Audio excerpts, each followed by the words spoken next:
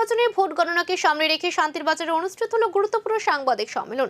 শান্তির বাজার মহকুমা শাসকের কার্যালয়ে আয়োজিত এই বৈঠকে সাংবাদিক সম্মেলনে ভোট গণনার নিয়ম কানুন, নিরাপত্তা ব্যবস্থা, মিডিয়ার ভূমিকা এবং কাউন্টিং কেন্দ্রের কভারেজ সংক্রান্ত গুরুত্বপূর্ণ বিষয়গুলি তুলে ধরা হয়।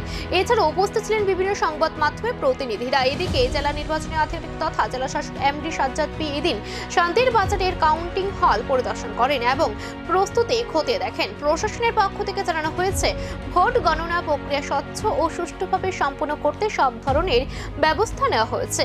ভোট গণনার আগে জোরদার প্রস্তুতি, শান্তির বাজারের প্রশাসনের তৎপরতা নজরে। অ্যাকচুয়ালি দেখেন, আমরা ৪৫টা পুলিং স্টেশনে কদিন আগে আমরা ভোট নিয়েছি। তো হিসাব করতে ১৭ তারিখ কাউন্টিং এর ব্যবস্থা কাউন্টিং হওয়ার কথা। আজকে ১৬ তারিখ আমরা আমাদের যে কাউন্টিং নিয়ে যে প্রস্তুতি, মানে চূড়ান্ত প্রস্তুতি আছে, এটার ব্যাপারে আপনাদের মাধ্যমে জনগণকে জানানোর জন্য যে এখানে আমরা শান্তিপূর্ণ কাউন্টিং করার জন্য